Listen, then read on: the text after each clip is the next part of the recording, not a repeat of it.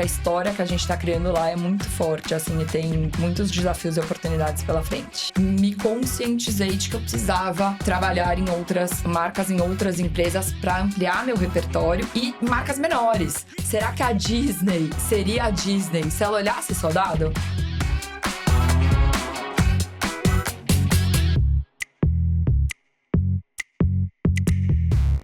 Oi, pessoal, estamos começando mais um Bunchcast, o nosso conteúdo aqui sobre criatividade, tendências, mercado de marketing, sempre olhando para o que gera resultado de marca e negócio.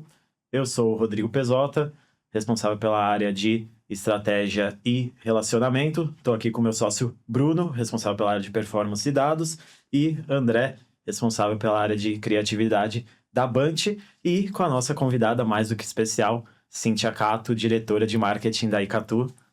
Prazerzaço estar com você aqui. Muito obrigado por aceitar o convite. É um prazer contar contigo. E para começar essa conversa, queria te perguntar sobre como começou marketing na sua vida. De onde vem a vontade de trabalhar ou aconteceu, né, quando você começou a carreira? Já era uma coisa, falou, putz, quero trabalhar com isso. Enfim, conta um pouquinho pra gente os primórdios dessa história. Prazer, é uma super honra estar aqui com vocês. Obrigada pelo convite. Como começou tudo? Deixa eu pensar, né? Eu, novinha, fui vendedora de loja, né? Então, já fui vendedora da M-Officer, vendedora da Siberian, trabalhava com isso. Legal. Que foi como você entende ali o público e tudo mais. Então, foi uma dinâmica muito doida, mas eu sempre quis trabalhar com pessoas. Então, acho que primeiro, eu sempre fui essa amiga da turma que organizava as festas, que via como que a gente ia, que alugava a van, que resolvia tudo, que fazia toda uma parte de... agitava todo mundo, ligava pra todo mundo, convencia todo mundo. Então, tinha uma coisa ali de relacionamento, de PR, e eu sempre quis trabalhar com pessoas. Eu namorei fazer psicologia. Sabia, que legal. Gostava muito de uma coisa de comportamental, de conversas profundas. Eu gostava de dar conselho para minhas amigas. Tinha uma amiga minha que ela me contava os problemas do namorado e falava para mim: escreve você a carta para ele e eu vou entregar, porque você falou tudo que eu queria dizer e tal.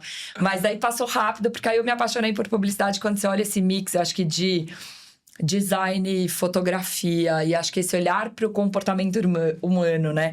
E eu acho que a força e a responsabilidade que a gente tem de influenciar as pessoas, eu acho que é muito grandioso e divertido.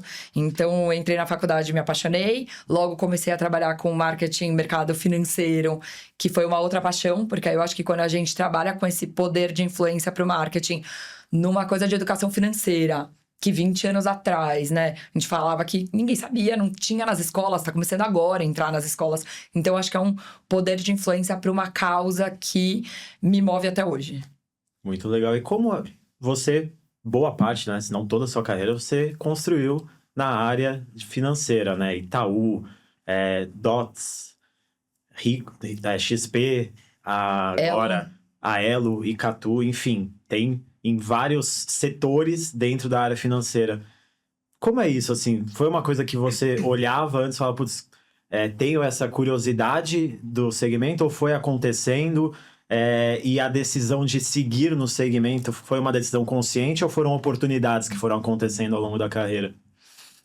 Acho que é um mix dos dois. Eu acho que começar a carreira num grande banco, né, que eu fiquei 10 anos e que foi minha escola, e eu me apaixonei muito pelo mercado financeiro. Eu acho que é isso. Quando você trabalha com a educação financeira, que é uma coisa muito aquém no Brasil, você vê que as pessoas ainda têm muito pouco conhecimento. E você entende que o nosso trabalho, que as peças, você está educando os brasileiros e de alguma forma empoderando eles na hora que eles se ensina a eles a lidarem melhor com o dinheiro, independente de qual produto financeiro. Isso me faz dormir feliz, assim. Então, acho que foi um mix do que foi aparecendo de oportunidade com também o que me move. Eu sempre pensava, nossa, trabalhar com varejo, como que deve ser trabalhar com alguns outros mercados, tipo, sei lá, bebida, né? Você tá incentivando ali o quê? E o mercado financeiro, pra mim, sempre teve essa causa por trás, que é muito importante e de uma coisa que acho que a gente pode transformar o país, né? Então, eu acho que é um lado do marketing que me dá orgulho. E nessa tem um negócio que eu queria perguntar pra você. Nessa jornada em diversos negócios gigantes, assim, muitas coisas legais, muitos projetos que eu acompanhei você fazendo. Qual que é o projeto que você considera seu grande sucesso, o case que você ama, sabe? Aquele que você coloca no colo. E também um que você fala, putz, esse aqui não deu muito bom, flopou. Como que eu achava que ia ser uma coisa e virou outra, sabe? Grande sucesso, cara, difícil esse grande sucesso. Você tem São vários, né? tantos, né? Não, 9 pense anos, agora. 9 anos de Itaú. Não. Eu fiquei 10 no Itaú. Então, acho que pensando assim, começo de carreira na Itaú, o último projeto que eu toquei lá foi a Copa que foi no Brasil, que foi a Copa de 2014. Gigante. Né? E aí, um projeto que eu me orgulho muito foi uma campanha 360, né? Então, tinha... 720, né? 720. Nossa, foi... 200 milhões de peças e tal. Filme que... Pra cada semana é um novo, né? De cinema. E a música da Copa, né? Que é Muito Mostra legal. Tua Força Brasil, Amarra o Amor na Chuteira e tal. O Itaú usa até hoje, né? Então, acho que na época foi muito... Quando eu olho 10 anos depois, na Copa, o Itaú mantendo isso na comunicação, eu lembro, me resgata ali, a gente na gravadora, com o Jairzinho, Simoninha, a letra, a gente pensando em cada pedaço da letra, tudo que a gente queria dizer, e o propósito de ser um momento de trazer a torcida para o jogo, de mostrar que a força da torcida numa Copa no Brasil é o que poderia mover os jogadores no campo. Mas é um projeto que, como marketing, ali me orgulha muito a música. Acho que na minha passagem pela XP também, né? Eu cheguei na XP em 2018. É muito doido dizer isso, porque foi pouco tempo. Mas um monte de gente não sabia. Quando eu falei, vou pra XP Investimentos, todo mundo XP, né? Então, o time de marketing ali, quando eu entrei ali comigo, tinha uma pessoa. E aí, a gente estruturou o time todo. Então, saí 4 anos depois com um time grande. Já tinha o time de marca, quem vai tocar ali os agentes autônomos. Então, eu ia falar, duplicou o time, mas foi muito mais que isso, né? Tinha mais de 30 pessoas no time, dobrou o investimento em marketing. Foi nesses 4 anos, a marca entrou nos rankings de marca e começou a aparecer ali no ranking do top of mind. Então, também tenho um orgulho grande. E hoje, na Catu, eu tenho um orgulho gigante pelo que a gente está fazendo. Assim, acho que esse mercado segurador ainda é um mercado que tem muita oportunidade. A gente é uma marca B2B, então durante 30 anos é uma marca que tem se construído nessa relação com os parceiros, que é um marketing que fica pouco conhecido para o consumidor final, né? Mas eu olho o quanto a gente está evoluindo em diversas frentes, em testando, em inovação, em comunicação, em se aproximar do parceiro, em trazer dado.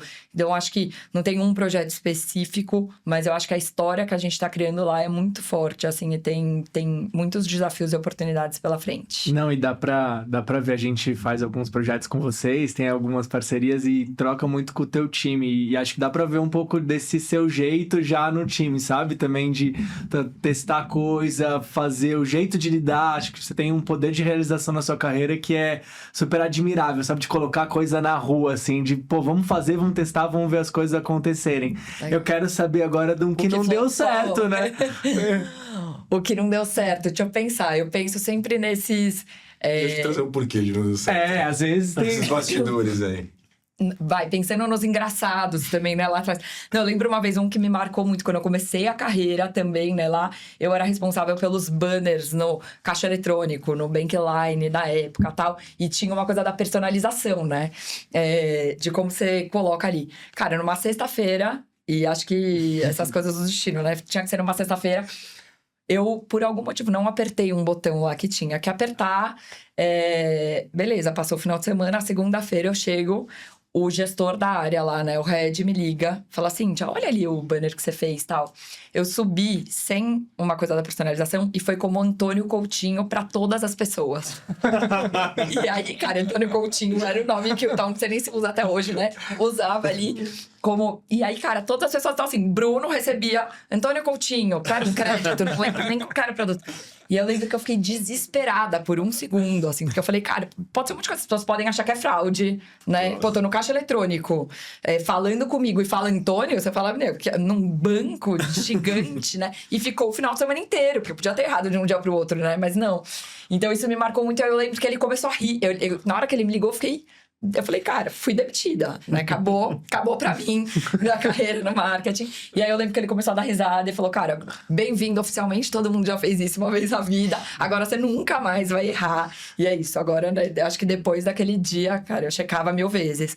E outra, que não flopou, mas que foi engraçado de bastidor, né? Quando a gente gravou o filme lá da Italcard, de 50% de desconto, tinha plataforma, 50% de desconto cinema, aí foi futebol, montanha-russa. Fomos gravar, Luciano Huck, Hopi Hari. Bom, filme genial, da DPZ na época, né? Rafurenha e tal. Maravilhoso, um roteiro que o Luciano ia na montanha-russa e falava os 50% de desconto ali descendo na montanha-russa.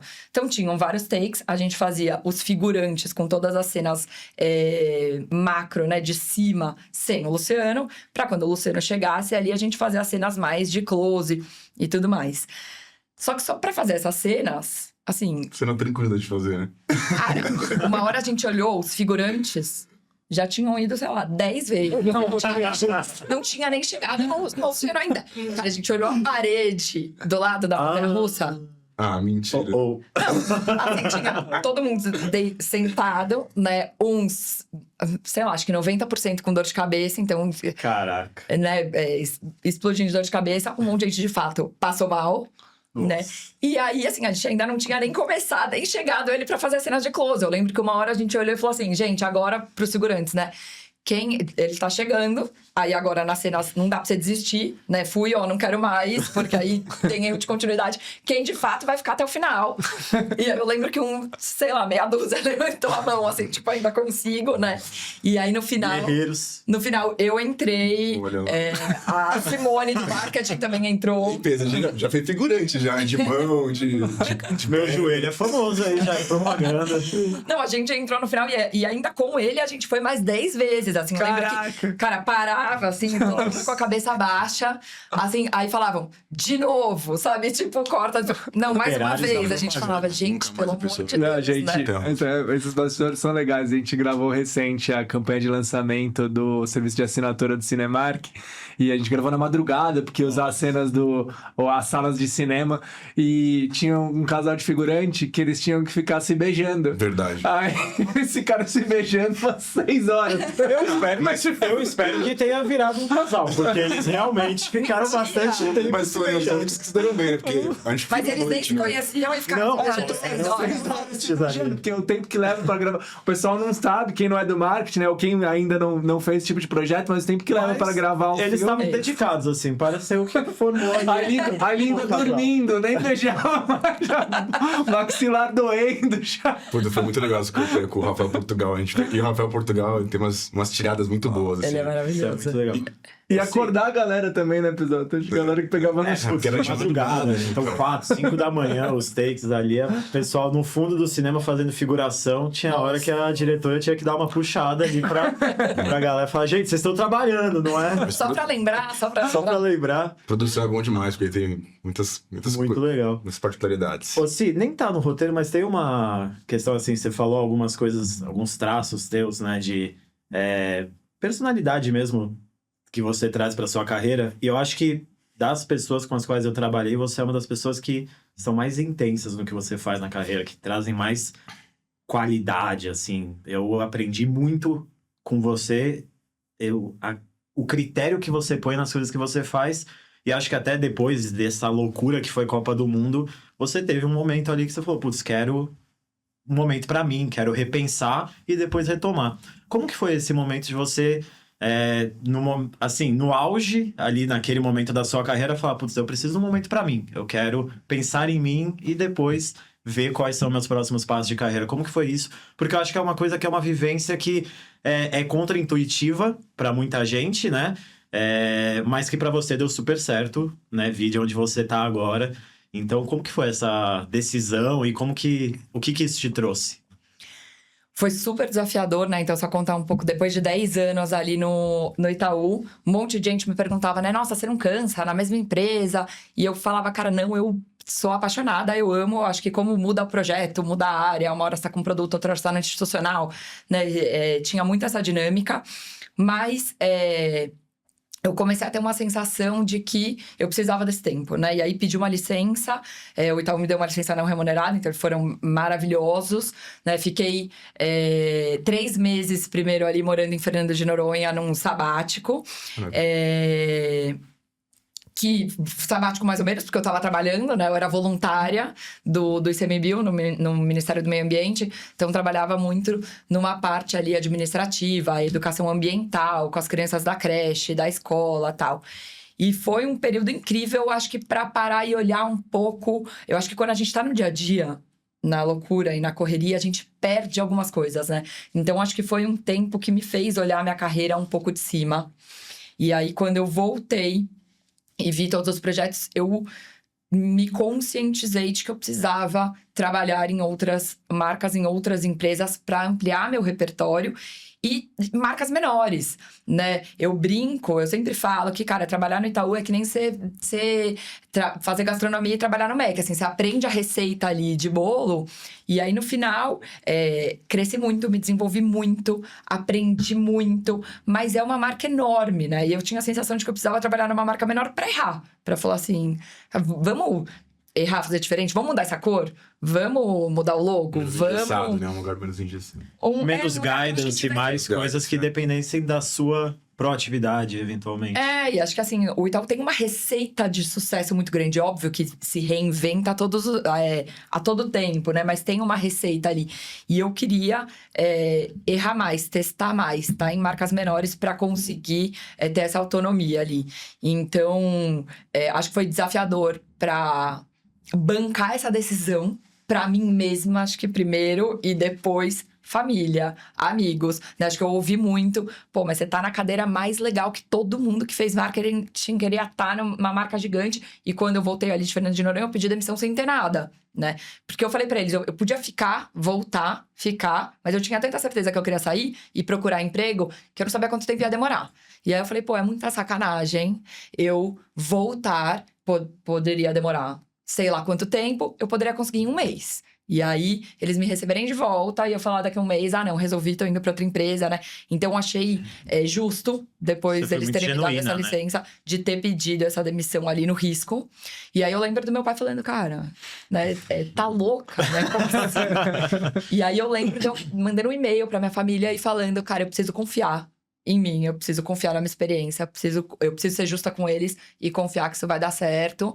E eu queria fechar um ciclo em Fernando de Noronha, então eu voltei e fiquei ali mais 3, 4 meses lá pra encerrar ali um ciclo, os projetos que eu tinha lá, e no final deu certo, né? Então, no final eu consegui, foi quando eu fui pra Elo, que era uma bandeira de cartão, é uma bandeira de cartão challenger no mercado brasileira, né? Que tem as gigantes Visa e Master, então era uma estratégia de marketing completamente diferente, então foi super legal e foi muito importante. Pra mim foi uma das decisões ali, acho que de vida e de carreira, que me mudaram muito, assim, como profissional, como visão, com tudo. Não, e acho que só pra... Não sei se eu já te falei, mas quando a gente trabalhava junto, mas eu não tinha tanto tempo de banco, era mais novinho, mas me inspirou muito a fazer o meu movimento também, de coragem, sabe? Porque deu pra ver toda essa trajetória que você fez, de, fui sair de licença, voltei, não quero mais estar aqui, porque eu confio que eu quero estar em outro lugar, e daqui a pouco você estava em outro lugar, fazendo coisas legais também. Eu falei, caramba,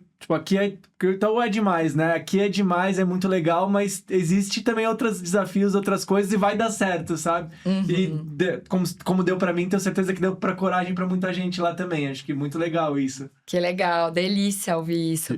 E tem uma coisa que eu acho que é assim, e óbvio que deu muito medo, né? Uhum. Na época eu falava, caramba, mas eu acho que é isso. Depois que no final deu certo, vai te dando mais coragem e vai te mudando como profissional, até como você atua hoje, né? Eu acho que você trabalha eu li esses dias falando assim, alguma coisa, alguém postando, mas que falava assim, pra ser um bom profissional, acho que foi até o Guilherme Benchimol. Você precisa não ter medo de ser demitido, era um negócio assim, né? E eu acho que é isso, eu acho que assim, quando você atua, você tá lá por paixão, você tá lá porque quando você trabalha ali no medo, na dependência do trabalho, eu acho que até o seu dia a dia de entrega é diferente. E quando você entende que você tá ali por uma decisão, por propósito, e que você pode sair, e que a sua carreira tá na sua mão, que eu acho que é um pouco do que a gente vai aprendendo ali com essas experiências, eu acho que vai te enriquecendo, É sabe? muito legal isso, né? Porque se for parar pra pensar, a empresa que te contrata, ela contrata você, para você trabalhar, não é o contrário, né? Então a coragem, e a gente fala muito sobre o que faz grandes projetos, é a coragem de quem tá à frente deles, né? E quando você olha pro trabalho dessa maneira, você consegue ter coragem para colocar coisas legais na rua, como as centenas que você colocou. Eu ia te perguntar hoje, já trazendo um pouco aqui para Icatu, né? Quais são os principais desafios que hoje vocês têm no marketing? Como que é essa estratégia de B2B2C que vocês conduzem também, que é super difícil de fazer também e delicada. Hoje a Icatu é uma das maiores seguradoras privadas do Brasil, né? Como que é conduzir esse time? Legal. Acho que o principal desafio é exatamente isso, como construir marca sendo B2B2C, né? Então, a Icatu, durante essa trajetória toda, né? Tem mais de 30 anos, ela faz muito bem o B2B, que é esse marketing que eu estava contando, que ele fica mais nos bastidores. Então, essa relação tanto com parceiros quanto com corretores, né? E eu acho que o nosso desafio é como a gente constrói marca para o cliente final. A gente brinca que a gente é B2C2B também, né? Que é como você constrói para o consumidor pedir você lá na ponta. Eu acho que as bandeiras fazem isso muito bem, né? Então, VisiMaster, você não compra a VisiMaster direto, né? Você vai num banco, mas elas têm uma marca tão forte que elas fazem o consumidor ir lá e falar no banco. Tem significado, né? Você carrega o significado dela. É isso, eu quero Visa, eu quero Master, eu quero Elo, eu quero porque eu tenho benefício, eu quero porque eu me identifico com essa marca, né? Então eu acho que a gente tem esse desafio de construção de marca. Acho que é nosso principal desafio hoje de como a gente consegue, estando num segmento super delicado, né? A Icatu, ela é a maior seguradora independente quando a gente fala, né? Das privadas ali, é que não tá vinculada a nenhum banco. Então, tem as seguradoras ali de grandes bancos, a gente é a maior independente em vida, previdência e capitalização. E aí, quando você trabalha ali com vida, principalmente...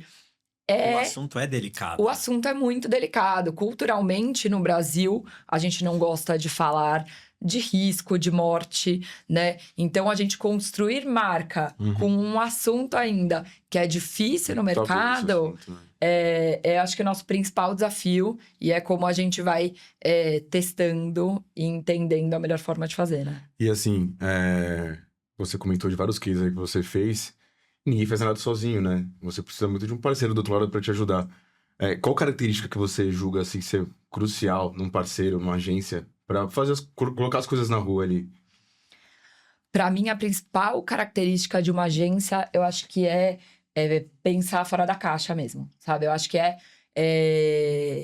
não fazer o que a gente pede. E vou repetir, né? não, meu time vai ouvir isso, falando pra vocês, vai falar, tá louca. Olha, pega o feedback, gente. Mas eu acho Carta que branca.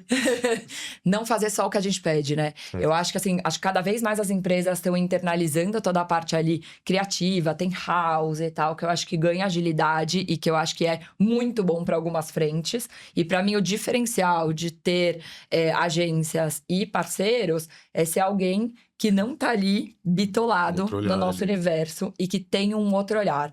E aí eu acho que esse outro olhar serve tanto para provocar projetos, para trazer oportunidades, para trazer um olhar de fora, para trazer um olhar do que está acontecendo no mundo, que às vezes a gente ali no dia a dia não tá acompanhando tanto, e para parar a bola às vezes, sabe? Uma coisa que às vezes a gente tá olhando um caminho que pra gente ali dentro é tão óbvio, e aí eu acho que a agência tem esse papel de olhar e falar assim, calma, isso aqui não é tão legal. Quase trazer um olhar do cliente, trazer um olhar de fora mesmo, né? Vocês estão achando que isso vai dar certo, mas pode ser que não dê, né?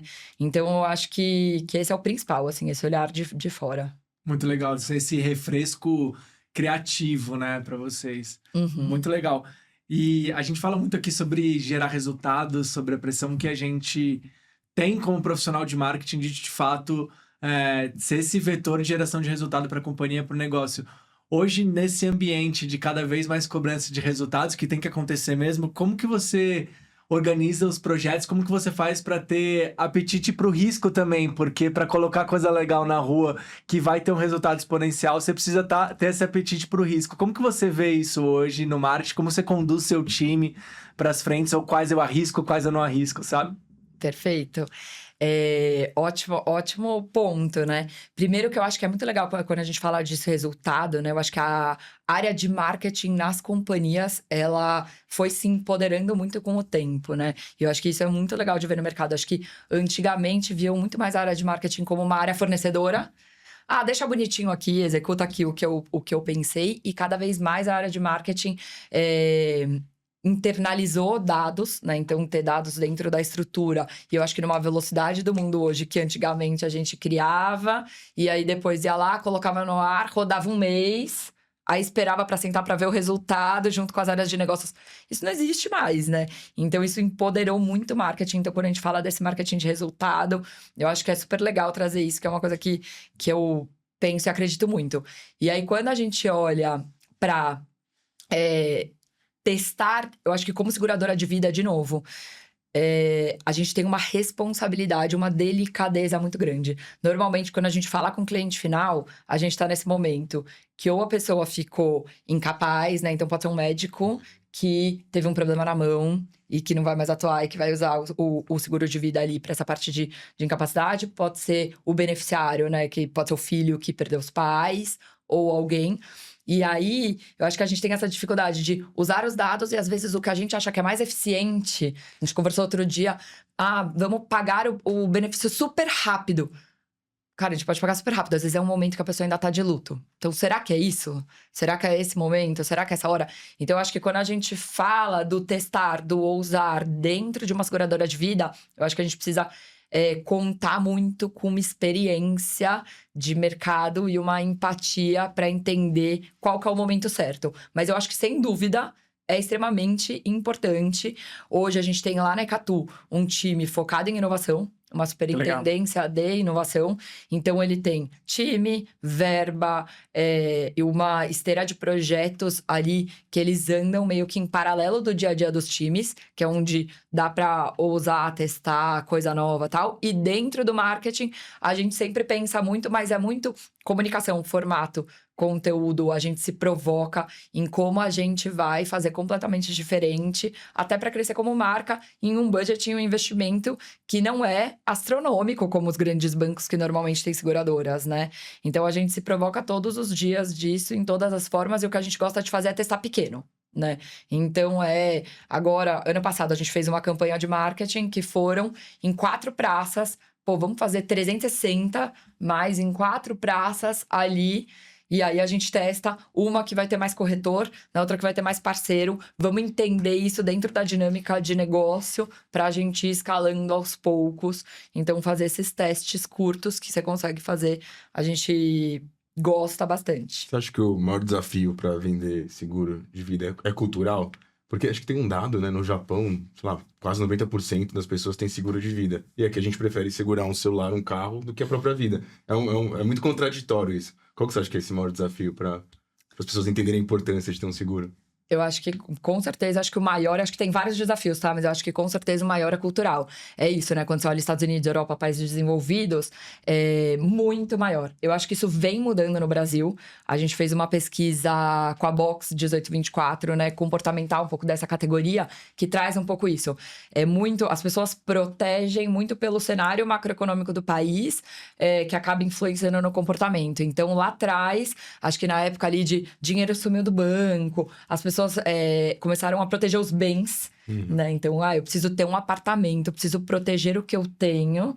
E elas estão cada vez mais caminhando. E acho que depois da pandemia, infelizmente, mas com tudo que a gente viveu, e hoje em dia, acho que com todos os desastres, né? Acho que aconteceu no Rio Grande do Sul, acho que cada vez mais o risco tá vindo para conversa, para mesa, e elas têm pensado cada vez mais em proteger pessoas. Eu acho que a pandemia ela trouxe uma coisa que antes a gente tem essa do brasileiro do se eu preciso, eu vou pedir pro meu amigo. Se eu preciso de alguma coisa, eu vou pedir para alguém, né? Então tem muito essa parceria. E na pandemia foi meio cada um por si. E aí né? E as pessoas meio que se perdendo. Então, assim, quando você vê que não tem isso, que você não tem quem contar, que você precisa, né? O seguro de vida ali é muito importante. Então, acho que isso vem mudando, mas com certeza numa velocidade muito aquém ainda, né? Tem um aspecto, que você falou quando a gente traz essa questão cultural, uma marca, ela tende... Não adianta só você ter um produto que atende a todos os requisitos ali técnicos, cumpre todo o seu papel, se você não conseguir falar pela categoria, se você não conseguir construir essa percepção cultural. Então, você precisa, né? A gente volta para a questão de construir a marca. E aí, pegando o gancho do que você tinha falado do empoderamento, até pela cadeira que você tá, pelo mercado que você atua, como que você enxerga essa relação da marca com o negócio, assim? Porque eu acho que é uma coisa que está muito cotidiana na tua atuação, no que a Icatu faz, nos desafios que você trouxe. Qual é hoje o papel dessa relação de construção da marca com a geração de resultado de negócio? Então, eu acho que durante muito tempo a gente estava muito mais focado nessa parte de geração de negócio e cada vez mais. Eu acho que agora a gente está no momento, porque é meio que aquele tripé, né? Você tem que ter um produto e um serviço muito bom, senão você fica super conhecido e ninguém compra porque você fica conhecido como uma coisa ruim, né? Então, ou você tem o melhor do mercado, mas ninguém conhece, né? Então, acho que é como que é esse potencial do produto e serviço, marca e, consequentemente, para gerar negócio, né? Então, eu acho que a gente está nesse momento de... A marca gera muito... Que marca gera negócio é dado, né? E a marca, eu acho que ela traz uma credibilidade, uma confiança, um respaldo, que ainda para seguro de vida é muito importante. Porque seguro de vida, acho que diferente de um bem de consumo, que você comprou agora para consumir e tal, é uma coisa que você compra para usar lá na frente, né? Espera nem usar ou usar lá na frente. Então, é uma marca que precisa ter muita confiança de que ela vai estar lá, que ela vai estar estruturada, que o seu dinheiro está protegido, que o seu beneficiário vai receber isso em algum momento, que se eu precisar, quando eu tiver um acidente daqui a 20 anos, 30 anos, que isso vai estar lá. Então, acho que ela é super importante, essencial, e acho que é uma construção de longo prazo, né, também. Eu acho que é uma construção de tijolinhos e que precisa muito de consistência e frequência. Boa. Eu queria fazer uma pergunta. A gente olha muito dado aqui dentro de casa e, putz, usa isso muito para orientar as nossas decisões. Eu queria te fazer uma pergunta para saber como que você orienta suas decisões baseado em dados, como que elas norteiam o seu time de marketing e se tem algum case, algum projeto que ele nasceu com uma decisão orientada de dados, sabe? Recentemente ou da sua carreira. Legal. Eu acho que a gente tem um desafio lá muito de equilibrar dado e criatividade. Cada vez mais eu tenho pensado nisso, né? Acho que o mercado fala muito de dado, mas eu ouvi até a Mônica Magalhães falando disso, de que como acaba ficando mais frio, de como os dados, de alguma forma, eles enriquecem e empoderam muito a gente, mas eles acabam tirando um pouco da criatividade, do poder de argumentação. Porque uma reunião, né, que antigamente, sem dados, cara, cada um tinha um poder de argumentação, que tinha uma coisa da subjetividade e que gerava uma ideia e uma criatividade. Hoje alguém chega lá com o dado, acabou a reunião, ninguém discute mais, se o dado é esse, né? E aí, parando pra pensar um pouco assim, putz, será que a Disney seria a Disney se ela olhasse só dado? Será que faz sentido? Legal. A pessoa que tá limpando o parque, quanto tempo ela gasta desenhando o Mickey, os personagens todos ali versus a limpeza, se alguém estivesse olhando só o dado, o resultado, a efetividade, né? Então, pra mim, eu acho que eu sou super a favor dos dados e tem um time lá de cientistas de dados que direcionam muito do que a gente faz, mas eu acho que essa importância do equilíbrio entre os dois, pra gente não perder a criatividade, a subjetividade, é uma das coisas que eu tenho me provocado ultimamente, né? E aí, quando você fala de case, eu acho que tem dois ali, olhando agora para dados, dois caminhos, né? Um para comunicação e um para negócio. Então, quando a gente fala de comunicação, na campanha que a gente fez no ano passado, a escolha das 4 praças, a gente usou dados para escolher quais eram as praças. Então, tanto olhando o IDH da praça, o tamanho da população, né, o potencial que a gente tinha, e aí cruzando com os nossos negócios. Quantos clientes a gente tem, quantos corretores, quantos parceiros, Então, a escolha foi cruzando diversos dados para a gente conseguir olhar em que lugares a gente ia testar e qual que era toda essa parte. Então, como a gente usa dados mais para esse lado de comunicação, campanha. E aí, quando a gente olha para negócios, acho que tem um case legal, que foi um modelo preditivo que a gente fez para churn de previdência. né? Legal. Então, quando a gente começa a olhar, e aí a gente cruzou mais de 200 dados, tanto demográficos ou da carteira do cliente, quanto comportamental. Então, faz X tempo que a pessoa não aporta ali na Previdência. Tá entrando muito na área do cliente, como se fosse para olhar o saldo, né? E aí, como legal. que a gente consegue, em algum momento... Porque depois que a pessoa toma a decisão de, agora eu quero pedir, sacar, aí é muito difícil você converter. Então, com esse modelo preditivo, a gente consegue atuar antes, até para entender, né? A gente tem um produto que é crédito protegido. Cara, será que a pessoa tá precisando, por algum motivo, uma tirada da Previdência, que é um investimento a longo prazo, talvez não faça sentido. Então, será que vale a gente atuar de alguma forma? A gente pega essa lista imune a ponta, né? Então, para a força de vendas, falar com eles. Tem um segmento lá no CRC que ele liga para alguns clientes. Posso te ajudar antes? Você tá confortável com esse fundo que você tá? Porque às vezes você quer um outro fundo com uma outra rentabilidade. Então, para a gente atuar. Então, também foi uma ação de marketing que esse modelo preditivo teve uma acurácia de mais de 80%. De assertividade, né? Então, quando a gente olha para trás de quem estava indicando os clientes que iam sair, mais de 80% de fato saíram. Então, a gente está conseguindo atuar agora para frente em várias estratégias que são bem legais. Muito legal. Não, acho que esse ponto que você trouxe sobre usar o dado para começar uma conversa, mas não para finalizar ela, né? Para usar o dado para potencializar a criatividade é incrível. Acho que porque a gente vê cada vez mais, e não é o caso da Icatu, porque vocês estão construindo uma comunicação muito legal de marca, mas a gente vê cada vez mais um monte de marca fazendo a mesma coisa e quase tudo meio posterizado, sabe? Parece tudo que é igual.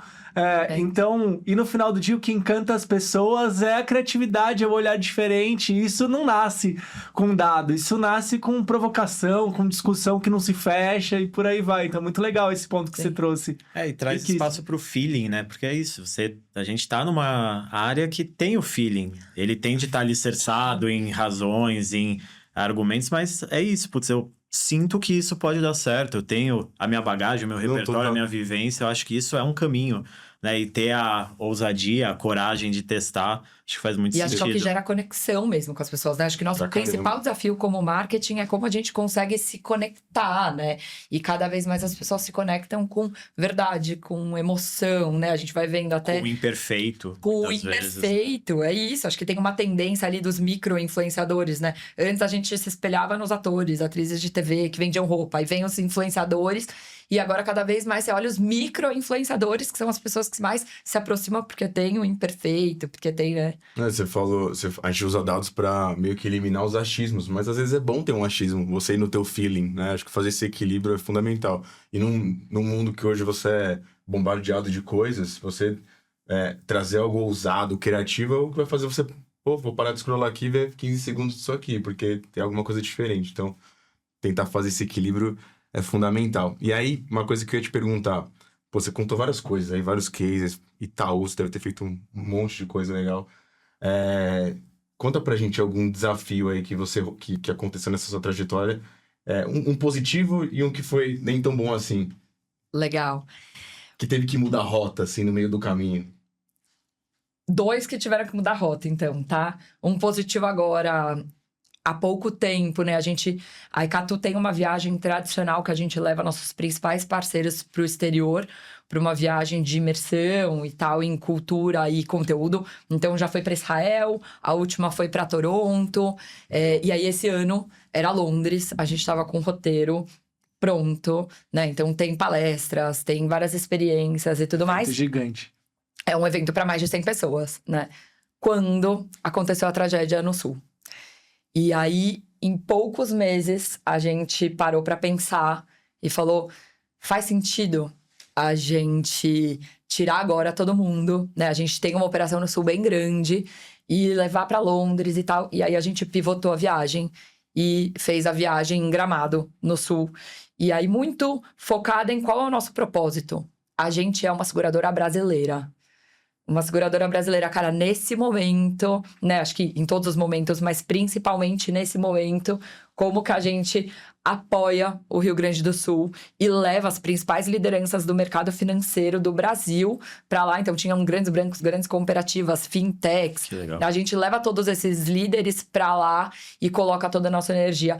E foi uma mudança que, na hora, a gente teve que fazer em pouquíssimos meses. A gente tinha que manter o patamar de uma experiência que a gente tem lá fora, aqui, porque eles estão super acostumados. A gente não sabia como ia ser a aderência, e vivendo a viagem foi muito legal. Porque acho que quando a gente segue o nosso propósito e tudo isso tem verdade, então assim, o evento teve uma aderência muito maior do que a gente imaginava. Então foi mais gente do que ia pro exterior. Caramba, que legal. E todo mundo ficou muito comovido, assim, feliz de estar lá, de estar apoiando e olhar tudo isso, as pessoas lá muito Vocês acabaram agradecidas. dando uma oportunidade, né, para essas pessoas também que possivelmente estavam também inquietas, querendo fazer alguma coisa, ter alguma atitude sobre o que aconteceu, e vocês promoveram isso, né? Exatamente. Então, acho que isso foi um desvio de rota em poucos meses que, pô, enlouquecemos, né? O time lá todo pra gente mudar uma viagem toda que o roteiro estava pronto e tudo mais, mas que acho que foi muito legal, foi muito positiva. E aí, um outro desafio ali, bem desafio, que vivemos ali no Itaú, foi o 7x1, né? Acho que assim, eu falei ali da Nossa, dá vontade música, de chorar só de lembrar. né? Você tava lá, né? 7-1. Cara, tocando a campanha ali, né? Então, assim, a gente tinha, na final, uma carga de mídia enorme, que vocês podem imaginar, né? Então, assim, TV, revista, jornal, tudo. E a gente tinha engatilhado 3 peças. Se ganhar, se empatar e se perder. Pra não se perder de 7-1, né? Mas a gente não tinha se perder de 7x1, né? Então, assim, cara, eu lembro de no jogo, e aí você fica assistindo o jogo meio na pessoa física e meio na pessoa jurídica. Porque no final você tá assim, gente, não tô acreditando, Nossa, né? Você tá foi- sofrendo Foi terrível. pelo Brasil. E aí, cara, o 7x1, eu lembro que no final, quando terminou, a gente parou e falou, e agora? Porque se a gente não entregasse, o de perder não era perder de 7x1, assim, não cabia. E aí, assim, cara, se a gente não entregar, vai dar calhau, né? Em não sei quantos veículos de mídia. Sabe o que eu lembro, do Rafa Ramos, que à época era o gerente de mídia, ele falando, porque muita coisa deu pra cancelar, deu pra mexer ali, mas tinha tinha a compra já no intervalo do jogo. O intervalo do jogo já tava 5-0, 6-0.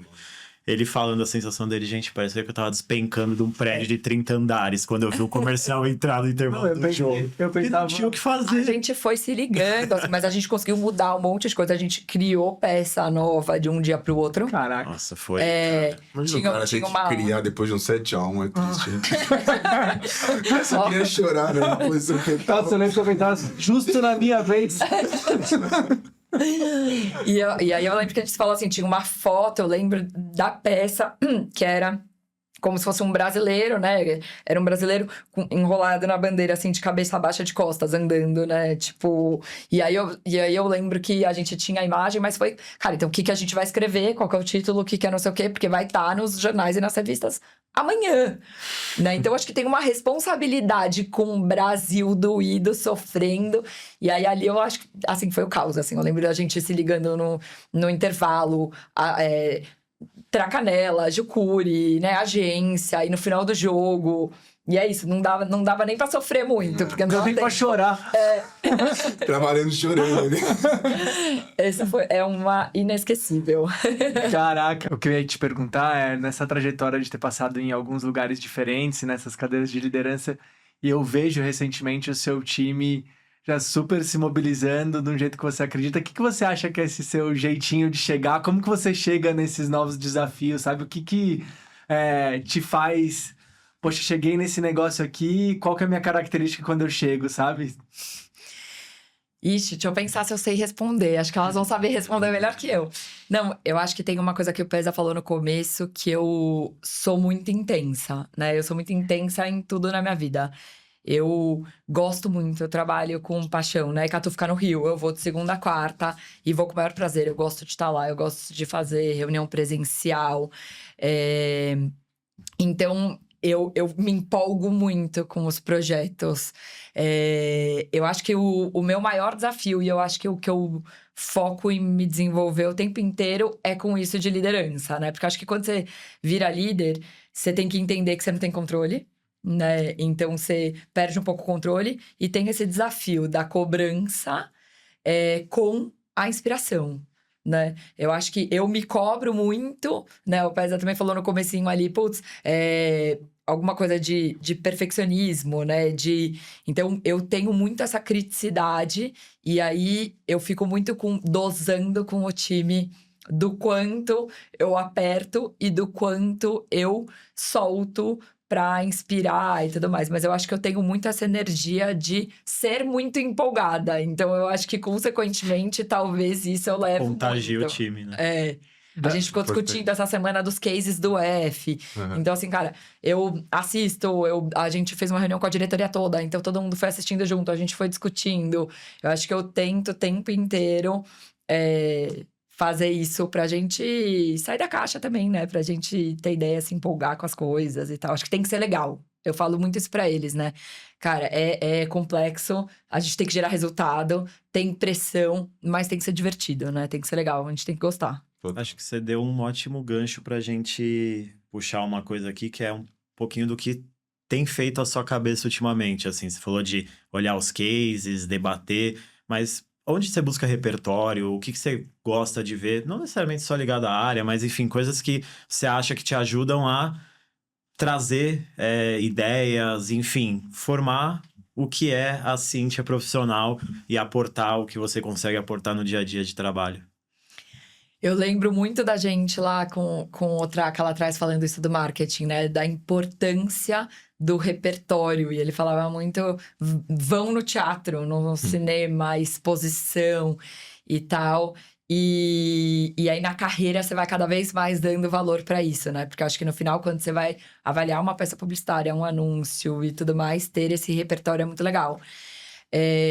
Eu acho que talvez dois lados, né? Eu acho que tem um lado de mercado de seguro de vida, que talvez é muito mais específico nosso, né? Então, eu olho muito hoje longevidade, né? Então, acho que é uma das Legal. tendências, não, né? Uma realidade hoje do mundo e que impacta muito o nosso mercado.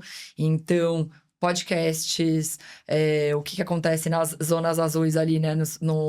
Tô acabando de assistir a série do Netflix, de Zones. Então é isso. Tô Eu acho que fazendo um monte de coisa errada. eu também dá um desespero, né? Tô com uma série de lições de casa. Mas eu acho que é isso, assim, acho que séries, podcasts e tudo mais, o que são mais do mercado, né? Tem um livro que eu amo, que a gente conversa muito lá dentro da Ecatu, que é da Ana Cláudia Quintana, que é A Morte é um Dia que Vale a Pena Viver, né? Ela é uma médica que trata pacientes ali no fim da vida e ela traz vários aprendizados nesse sentido, então, que é um pouco mais de mercado. E aí, quando a gente olha para marketing, tendência e tudo, eu gosto muito de olhar outras marcas que não são nossos concorrentes, né? Outros mercados, outras marcas. Ou do nosso mercado, mas sei lá, da Austrália. Tem uma marca de seguros que a gente segue da Austrália que acho que faz coisas geniais. Então, a gente também tá sempre olhando. Palestras, acho que assim, eu ouço muitos futuristas, né? A gente, esses dias, trouxe pra cá o Ian B. Craft, que falou no SXSW, e ele veio pra cá num evento da Ecatu pra falar pros nossos parceiros e ouvir a visão dele de tendências. Eu ouvi outro dia a Mônica Magalhães, que é também uma futurista brasileira, que achei brilhante, num evento da CNSEG, que foi super legal, que ela também trouxe tendências do mercado. Isso abre muito a cabeça, né? Assim, mesmo que às vezes você nem consegue conectar tudo que a pessoa tá falando, as referências, mas abre muito para pensamento, né? Exatamente. Então, eu sempre tento... eu fico nesses voos Rio-São Paulo. Então, o avião também são momentos que eu tô ouvindo podcast, que eu baixo alguma coisa e tô assistindo para tentar ali fora do dia a dia, né? Mas como a gente consegue ter repertório. Que acho que A gente fala muito sobre isso, né? Sobre ter repertório e conseguir plugar, né? Ideias de diferentes lugares e segmentos, né? Sim. Mega importante. Tropicalizar a coisa pro marketing, assim, porque isso, marketing é sobre pessoas, é sobre coisas que estão acontecendo no mundo, e se você só consumir coisa que tá no seu segmento, coisas que estão especificamente na tua área, você se esgota, né? Você fica ali muito em si mesmado e é difícil você trazer uma visão diferente, resolver um problema novo que você não estava, né, contando. Então, trazer coisas de fora ajuda demais, Então, com a certeza. gente brinca que na agência, né? Uma hora você tá fazendo um trabalho para um agro, outra hora para uma seguradora, então você é meio que um mini especialista em tudo. Então, né, ainda reforça ainda mais a importância de você Isso é muito transitar em legal. diferentes assuntos, né? Muito, total. E dentro do marketing, o que que você vê que é uma grande oportunidade para os próximos 5 anos? O que que vocês estão olhando, falando, poxa, isso aqui é novo, a gente tem que apostar mais nisso, sabe? Vocês lançaram agora uma inteligência artificial para o WhatsApp, boa. legal pra caramba. Como que vocês estão olhando para novas frentes de marketing? Qual delas que você aposta para os próximos anos, assim? Boa. Inteligência artificial acho que é meio indiscutível, né? A palavra da vez. Tá em todas as frentes, e aí lá também não é diferente, né? O Ian sempre fala que agora tá todo mundo falando muito, mas daqui a pouco ninguém vai falar mais, porque é tão óbvio, vai entrar tanto no nosso dia a dia, que é tipo alguém hoje falar, estou online, né? Tipo, não, você tá online o tempo inteiro, né? Então, mas inteligência artificial a gente tem olhado muito, e aí acho que de 3, talvez, pontos de vista, assim, né? Um é todas as possibilidades para o nosso universo, que muito se fala, né? Então, construção de imagem, de texto, de vídeo. Então, trocar muito com a agência, entender quais são todas as possibilidades. Uma governança de uso, né? De usar isso com sabedoria. Então, você faz um texto ali no ChatGPT, putz, você vai colocar no blog, o Google não ranqueia, mas coloca muito com um olhar de revisão, mais do que criação, né? E acho que tem um ponto que é a gente ensinando a inteligência artificial, mas a nossa responsabilidade do que a gente está ensinando, né? E isso, né? E principalmente quando a gente fala de uma IA proprietária, né? Porque o que vai escalar é o que a gente está alimentando ali. Então, a gente está muito nesse momento ali no marketing de testar muito, de usar muito, né, de letramento. A gente tem o Copilot para alguns funcionários da Ecatu. Então, assim, para revisar e-mail. Cara, outro dia eu escrevi um e-mail, ele quer revisar, ele revisou, ficou maravilhoso. Eu falei, gente, Isso é maravilhoso. amei, né? Eu amo a proatividade, assim, eu uso muito o ChatGPT, eu peço só pra revisar, ele sugere, ele fala, ó, você escreveu mal, tá aqui uma coisa melhor. Eu falo, mas É maravilhoso, é maravilhoso. E meio em inglês, às vezes, que eu tenho que responder, que, putz, você tem que parar, pensar, não sei o quê. Ah, escreve pra mim aqui em inglês, responde tal.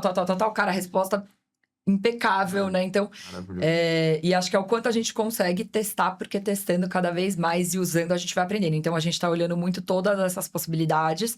E aí, a gente lançou a Ave, que é a assistente de inteligência artificial para os corretores, que é muito legal, assim, né? Então, ela tá no WhatsApp e eles, no dia a dia, podem pedir para ela qualquer coisa. Assim, me manda a lista dos meus clientes inadimplentes. Ela manda na hora. Escreve um e-mail, então, para esse meu cliente, falando para ele que... Lembrando a conversa que a gente teve na semana passada, e aí com uma cotação de seguros. Manda, cota pra ele tem tantos anos, ele tem não sei o que, a profissão dele é essa, cota um seguro. Escreve um e-mail, ele escreve, ela manda para o corretor encaminhar, né? Mas ele vai na mensagem, menciona a filha dele e a mulher dele, elas chamam tal e tal. Nossa, aí ela sensacional. reescreve na hora a mensagem falando, oi, como estão? Como tá sua mulher, sua filha, fulana e ciclana tão bem? Espero que sim. Lembrando a nossa conversa que a gente teve. Então, assim... E é legal que isso é inteligência artificial, mas isso é inteligência humana também, porque você tá facilitando, você tá potencializando uma coisa que o corretor tá ali, ele tem a coisa na cabeça e você tá dando instrumentos para ele multiplicar o trabalho dele. Exatamente. Né? Então você tá, acho que, fazendo o melhor uso da inteligência artificial, que é potencializá-la pelo humano, né? Tirando esse lado que talvez é mais operacional e que demorasse tempo, né? Assim, se ele tem a cotação de seguro, se ele tem o cliente, ele ia parar para mandar um e-mail. E ele consegue fazer isso de qualquer lugar que ele estiver. Ele consegue fazer isso andando. Porque ele pode mandar um áudio. Oi, não sei o que, faz isso pra mim, andando, indo pra um lugar, né? Então, a gente aumenta muito a produtividade deles e potencializa o trabalho deles. Ele pode tirar uma foto, às vezes, muito corretor tá falando com o cliente, tá escrevendo aqui na mesa, né? Então, vários dados e tal. Ele pode tirar uma foto, mandar pra ela, Legal. ela cota baseada nisso. né? Caramba. Então, Foi. ela faz um monte de coisa assim, áudio, vídeo, processo de texto, desenvolvimento? tudo. Eu ia perguntar isso, porque é um mapeamento de jornada de UX muito legal, assim, para vocês mapearem todos esses pontos de contato do corretor e trazerem isso para IA, né? Sim, acho que é um banco de dados robusto que a gente vem construindo há muitos anos, né? Para daí conseguir alimentar e colocar tudo isso na ferramenta. Então, ela traz até uma questão de, por que que meu cliente tem que fechar com a Ecatu e não com tal? Ela dá todos os argumentos, né? Então, ela olha tudo que está acontecendo no mercado, faz um comparativo de produtos. Então, acho que o principal, assim, do trabalho, no final, o setup da ferramenta ali, teoricamente, né, da IA, ele é mais rápido, mas eu acho que foram meses, talvez ano, de dados para a gente conseguir alimentar com os dados certos e ter essa assertividade, né? Então, quando a gente lançou, a gente começou a testar internamente, falou, gente, é incrível. Eu falei, eu queria ter na minha vida para o meu trabalho. Escreve e-mail, responde isso e isso. Me ajuda a ver tal coisa. Então, ela vira, na verdade, quase uma extensão do seu time ali, Muito né? bom. De alguma forma. Então, Eu não sei se você tem essa percepção, mas a gente acho que começou a usar IA mesmo esse ano, no começo do ano. E a gente não se vê mais sem, né? E é um negócio que é quase que... eu acho que os corretores, principalmente, eles vão começar a utilizar isso de uma maneira muito natural. Eu acho que no começo tem um pouco de resistência, como que eu uso isso, como que é o melhor jeito de perguntar. Mas eu acho que vai passando o tempo, as pessoas não conseguem mais viver sem isso. A gente até brinca, né? Você não vai ser substituído por uma IA, você vai ser substituído por alguém que domine a IA. é E isso. cada vez mais as pessoas precisam entender como funcionam essas ferramentas, né? Eu acho que tem algumas iniciativas também que ajudam a gente a se familiarizar com a coisa. O próprio WhatsApp, agora. Uhum. Eu tenho visto vários amigos No começo fica um pouco zoando resistente ali. a IA, porque você pede... Ele tem várias policies, várias Sim. restrições. Então, você pede uma imagem, ele não vai dar a imagem certinha, porque ele tem algumas coisas para não virar bullying, etc. Uhum. Direitos autorais. Mas, cara, eles colocaram no ar, sabe? Eles têm quantos bilhões de usuários no WhatsApp e tá rodando a IA do Meta aqui. Acho que a gente vai se familiarizando até com as imperfeições também, para que isso vire mais natural. Acho que é um caminho realmente sem volta, para fazer parte natural do nosso dia. Caminhando já para o nosso final dessa conversa deliciosa, queria te perguntar em duas partes aqui. Primeiro, o que você ainda não fez, mas você tá guardadinho aqui, tem o desejo de fazer na sua carreira. Difícil, já fez muita coisa legal, né? Quero ouvir essa resposta. Exato. É difícil. Não, eu acho que se eu fosse olhar daqui uns anos, sei lá, 5 anos pra frente, 10 anos pra frente, olhar pra trás, eu queria ver uma transformação hoje, né? No mercado segurador no Brasil. Assim, hoje tem 17% das pessoas protegidas. A gente falou dos dados do Japão antes, né? 90% aqui no Brasil, a gente tá falando de 17% de pessoas protegidas. Sendo que dessas 17, tem uma fatia enorme que é prestamista, que é um seguro que vem embutido num crédito, ou de empresa que as pessoas nem sabem que tem. Uhum. Então, de fato, consciente é bem, bem menor que isso, né? Então, eu acho que olhar na minha carreira e ver que dobrou, triplicou o número de pessoas protegidas no Brasil e que a Ecatu é uma marca referência dentro desse mercado, com um time feliz. Acho que a gente falou muito, né, de time ali, de desafio, e olhar e ver que meu time tá feliz e tá realizado. Eu acho que seria incrível, sabe? Eu acho que seria um grande Como feito. vocês veem, é uma pessoa que sonha pequeno. Maravilhoso. E na vida pessoal, qual que é esse sonho que ainda não foi realizado e vai ser? Eu tô curioso pra ouvir essa, porque ela já foi pra Noronha, ficou lá 4, 5 meses, Fiquei 7. 7. Olha, que delícia.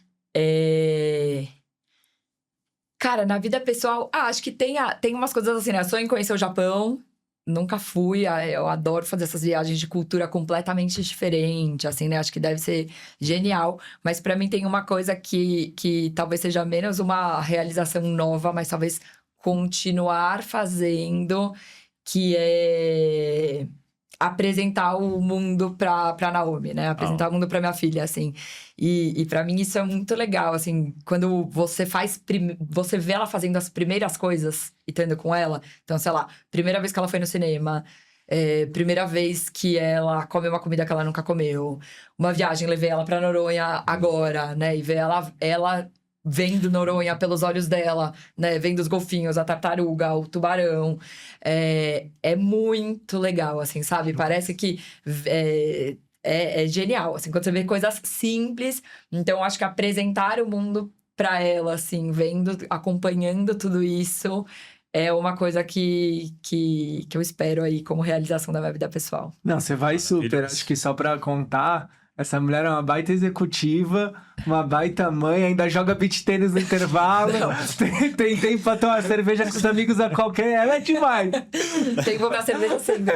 Não, mas ó, esse é um desafio pessoal, tá? Aprender a jogar beach tênis. Que eu gosto de beach tênis, mas eu sou a coitada do beach tênis. Eu preciso aprender a jogar beach tênis. Pô, não ajuda a aprender a jogar beach tênis ou não? Ajuda, porque aí você faz a aula ali no final do dia, com o mar, né? Topista. Boa.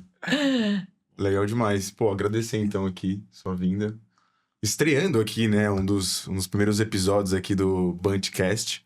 Então, pô, foi um prazer falar com você. Espero que a gente volte a se falar muito em breve, colocar alguns cases juntos na rua. Tá bom? Vamos colocar muitos cases na rua, gente. Eu que agradeço. Muito obrigada pelo papo. Quero vir toda semana. Vamos super. Marca mais tarde, no próximo que a gente já fica quero pro vir happy agora, hour. certo. Obrigada pelo papo, pela troca e pela parceria, né? Acho que a Bunty é uma super parceira da Catu, ajuda a gente em diversos projetos. E brigadão. Obrigado, Obrigado, Cis. Cis. Valeu, pessoal. Obrigada. Tamo junto. Valeu. Pessoal, nós.